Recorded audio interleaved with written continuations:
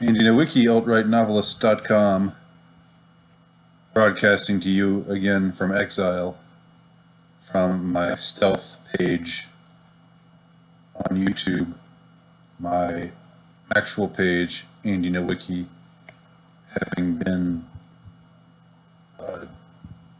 not deactivated, but me being given 2 strikes. I can't post there for 2 weeks, which now I suppose is 12 days, because I was given this penalty for hate speech. These are air quotes. You can't really see my fingers that well, but in the bottom right corner, I'm doing the air quotes thing. Hate speech for a recent video, which did not contain hate speech, but there's no use appealing, because YouTube just does whatever the hell they want to do, and all of their rules are just made up to seem like they're following some procedure, when they're just doing willy-nilly what they want to do, what they think is the thing to do, or maybe what they're being told to do by their superiors. Not to say that I merit that much attention. I don't have any sense of grandiosity, but I do think that it's very clear to me that both of these strikes that I was given were trumped up charges, but that doesn't matter. So anyhow, I'm here at Essay No Wiki, and I thank you for having found me. One of the things that people talk about a lot with me, when they do talk about me, which isn't often, again, I want to make clear, there is no grandiosity. There is no sense on my part that I am any more important than I am, which is not very important in the eyes of the general world around me. But I play some role in the alt-right and got some kind of name recognition, some degree of notoriety there, and so I get some attention as far as that goes. And from those who do give me attention and who find that there is something weird or off-putting about me because I seem so obsessed with these issues, with the issues of status and how it relates to, say, romantic relationships, and how the current state of things contributes to phenomena like MGTOW and other related things, being a low-status male and being a would-be wanker, and the other things that I have talked about and written about.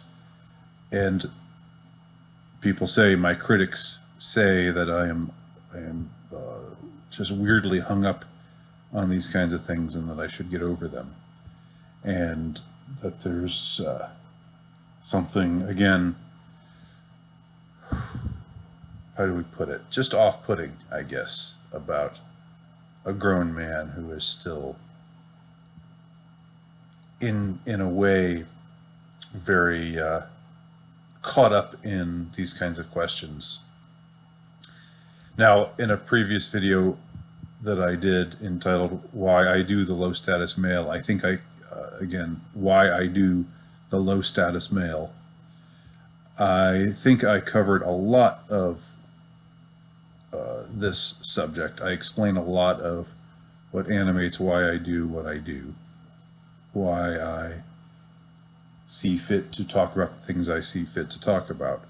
But going beyond that to the wider question of why I feel compelled, that previous video served as a kind of justification, or a kind of apologia for why I think it's worthwhile. And I suppose I do think it's worthwhile, because if I didn't think it was worthwhile, if it was just some obsession of mine that didn't really have any any wider relevance, I wouldn't carry on about it the way that I do. But getting to the question of why do I carry on about it? Why am I obsessed with it? Why is it something that is a subject that I can't seem to escape from? The only answer I can come up with to that question is that, and this is something that I've repeated in a couple of my Alienated in the 80s videos, which I hope to do more of soon. But something I said, I think, in the last segment of Alienated in the 80s is that I never was aware of status as a thing. Status never had much, never was an issue for me throughout my childhood, when I was the happiest. I only became aware of status in my adolescence, during the puberty era. And as soon as I became aware of status, I became aware that I did not have it.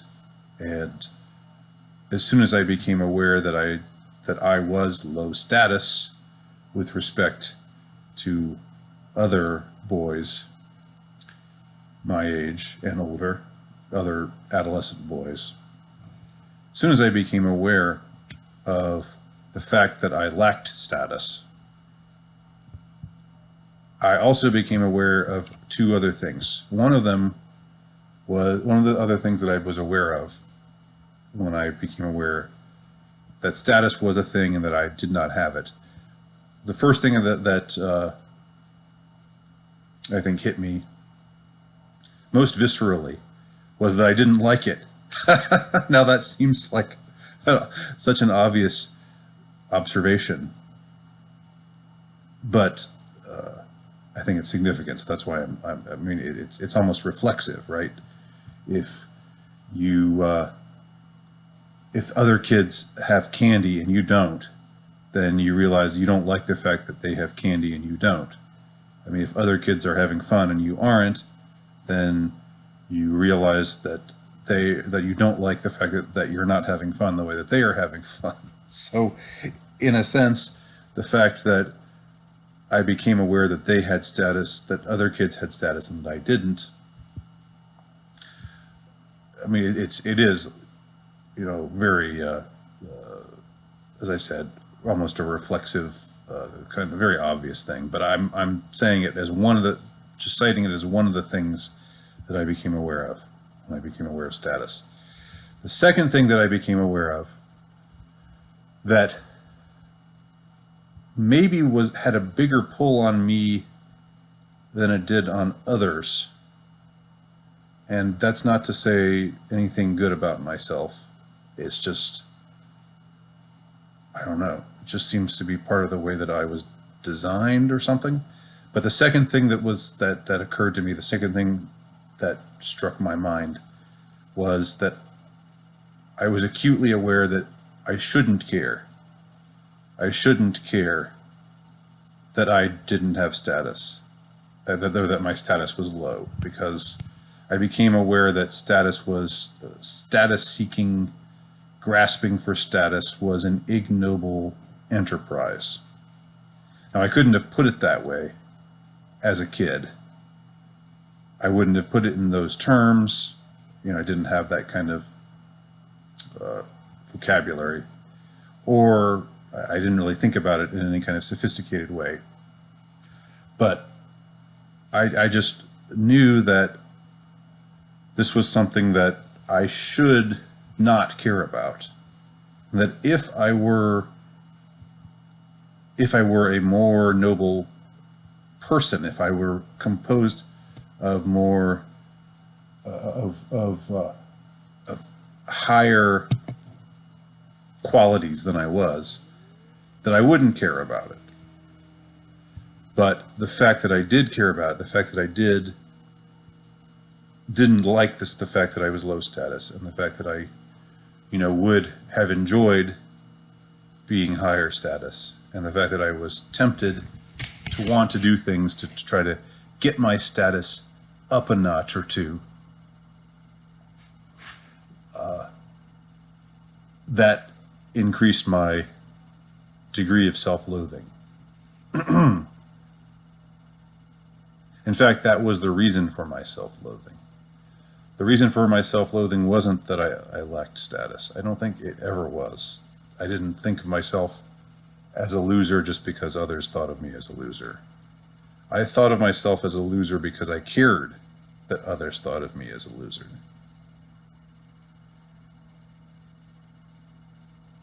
And so that was the origin. That's the origin of it all. Now, as to why it has stuck with me through the years, through my 20s, 30s, and now into my 40s, that's a different question. I mean, that's a question that I don't think I can answer. And those of you who say that there's something weird or off-putting about being fixated on this subject, well, you might be right. And I'm not saying that you aren't right, necessarily. But it's simply, what can I say? It's something that became an obsession. The whole dynamic, the entire dynamic that I'm describing, becoming aware of status, becoming aware that I was low status, becoming aware that I wanted not to be low status, and despising myself for wanting not to be low status, for caring about status, for feeling like I would like to do things to change my status, for the better. That entire dynamic has never changed. No, I mean, I've grown up and the circumstances around me have changed, and my life situations have of course changed, but this entire dynamic has stayed with me this entire time. So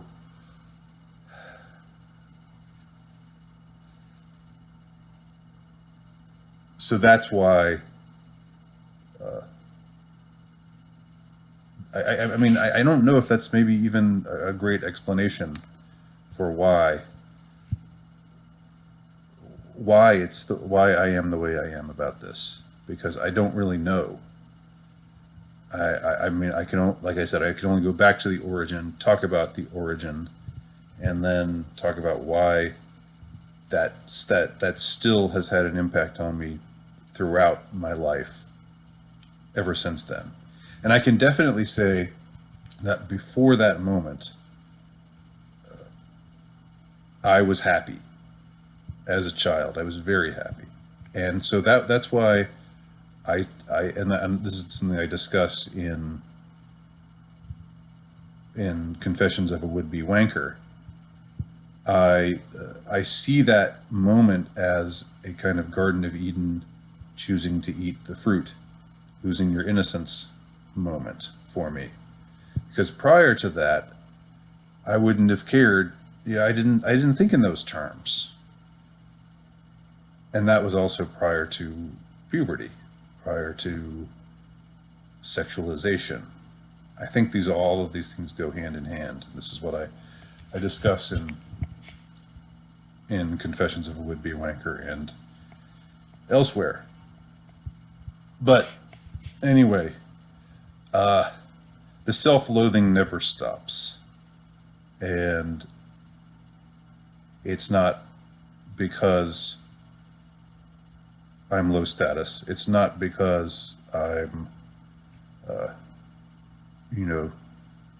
physically or otherwise not a fine specimen of manhood or manliness or what have you. I don't really, I don't,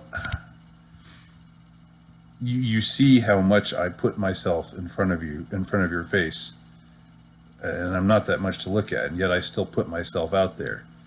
You know, obviously I have no shame about how I look, and I'm not, I mean, I think I'm somewhat of an exhibitionist, almost, just because there's a performer in me. I enjoyed acting, and I've always kind of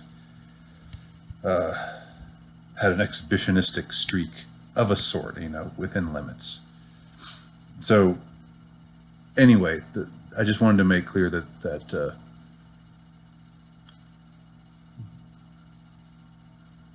that was the reason why. That's the reason why I am the way I am, and it explains a lot, but maybe it doesn't explain everything, and I don't even fully understand it all.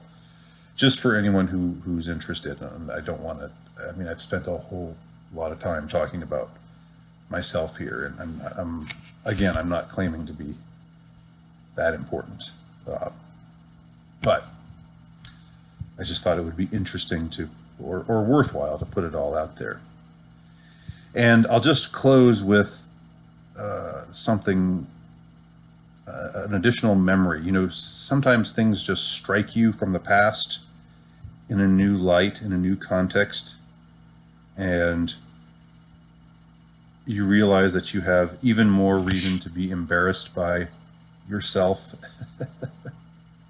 I guess sometimes you might think of something from the past and be proud of yourself, but for some reason, for me, the things I keep remembering are things that are like, "Urgh, come on, jeez," kinds of moments, and I just try to get it out of my mind. I don't want to think about this anymore because it's so embarrassing.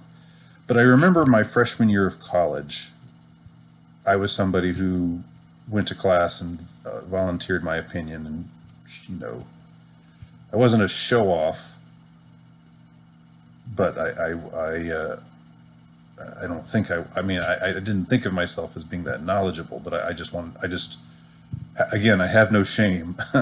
And then, even then, I had no shame about speaking up in class and voicing my opinion. And so there were a couple of times where there were girls who were older than me who were attractive, and that they would, who were in those classes. These were big classes, you know. What do you call it? Like they were in there's some term for it that I can't think of right now, but big lecture halls.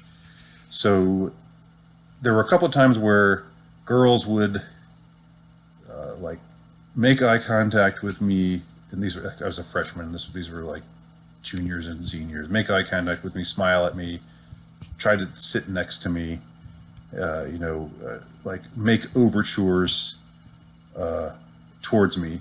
And at the time, I just thought, well, oh, look at me. I guess I'm more of a commodity than I thought I was. Yeah, yeah. Now I didn't reciprocate. I didn't. You know, I was